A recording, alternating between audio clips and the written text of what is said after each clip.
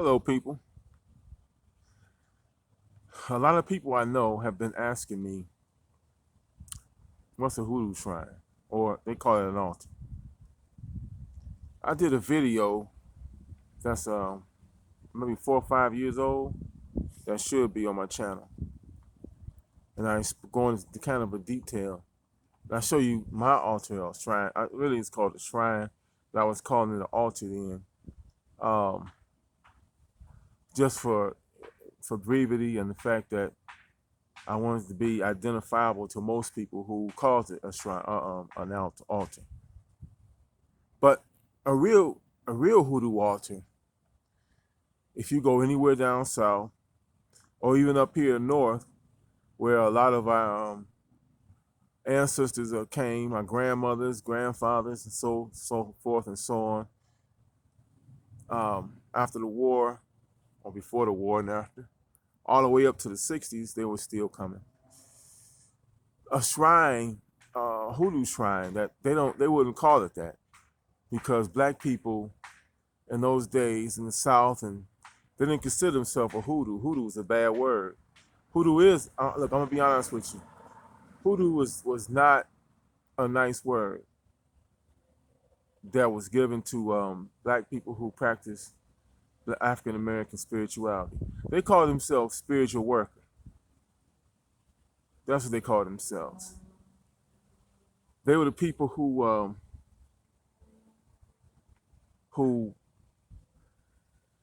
followed the light.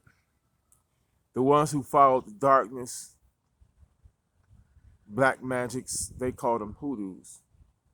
Now this is the truth. I get this because I had a great great aunt born in 1885. She died in 1985.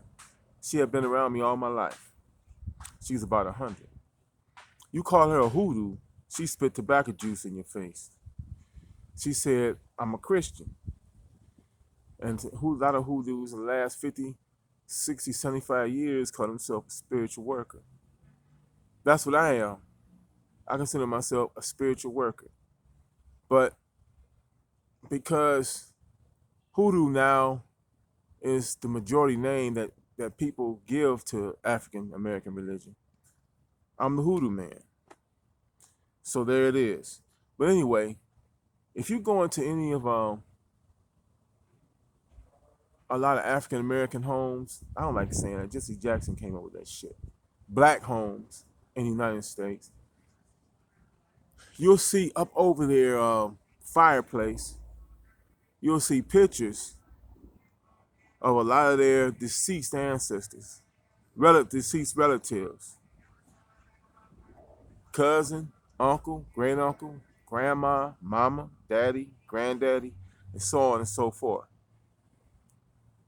And sometimes even on these shrines or on the mantelpiece above the fireplace, there'll be little items that some of these people enjoy, or little items that the person enjoys and believes, somehow will bring, I don't know. They don't know why they're doing it.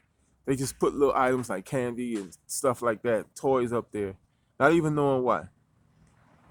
Another thing, a lot of times that be on the altar, on the shrine, or on the wall besides it, is a snake plant.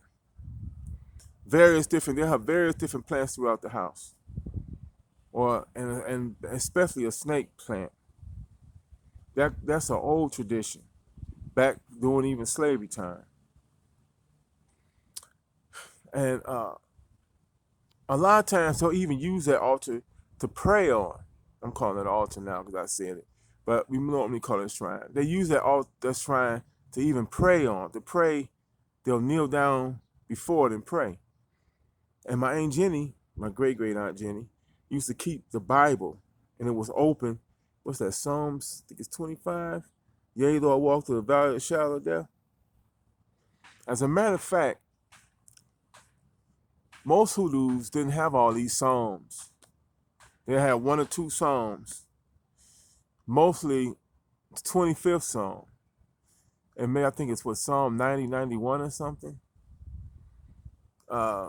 Wash Me, O Lord, something like that. The one they put on the bottle. If you go to these merchants who sell HooDoo products, it'll be a bottle of they call it hyssop, and it's mostly soap or whatever. But the psalm on the back of that, Psalm 56, they would read a lot. That was back in the old days when they actually still did washings or they cleansings. But a lot of them did Psalms 90 and 91 too. But the most that she told, I remember my great aunt told my mother, keep somewhere, a table or something, your Bible open in Psalms 25, and that'll cover everything. But anyway, getting back to the shrine. Okay, that's a household shrine. That's normally a shrine you'll see in their homes. Now, I use a natural shrine. What do you say is a natural shrine? Well, my back wasn't hurting so bad. I walk up the street and show you, and I still, right? But it's a crossroads. This street here is Carlisle Street. Going across is 43rd. Um, that's a shrine that many of our ancestors used down south. They go to the dirt road crossroads and do their stuff. I have accumulated many spells with that, on that. I lost a lot of them for different various reasons, but anyway, I don't see anything more powerful in nature to use than a crossroads shrine, because it has all directions. That means that it has all the energy right there in a chaotic form in its original primal state. And it's up to you as the worker, spiritual worker, hoodoo person, whatever, to shape that primal energy into what you need or what you want. It has to be a need more and then a want, but it has to be mostly a need. If you have a need and you really need it, then that's the most powerful thing to come through, you know, because you can find everything there. That's the place where decisions must be made. That's the place where decisions to initiate a thing must be done or can be done. It can be done anywhere. But to me, that's the best place to do it. On this, there are 3 crossroads here, and 3 is the number of Legba. This crossroad up here, 43rd, and Carlisle. Crossroad down there, 41st is a one-way street going this way, going one way, and Carlisle's going straight through. And then down on Fulton, it goes down to Fulton. You have Carlisle and Fulton. There's 3 crossroads. So I think I'm in a very powerful place of energy. All those 3 crossroads. I used the one up here because I ain't walking all the way down there. I might get up and show you this crossroads. I don't know. But anyway, you can do all kind of things there. I suggest you wait till midnight. That's when I do it. I go there at midnight, and I have my little whatever workings I have to do. Even make mojo bags down there. Sometimes I even burn candles down there. Or a lot of times, I used to have a shrine in my home. I'm rearranging things.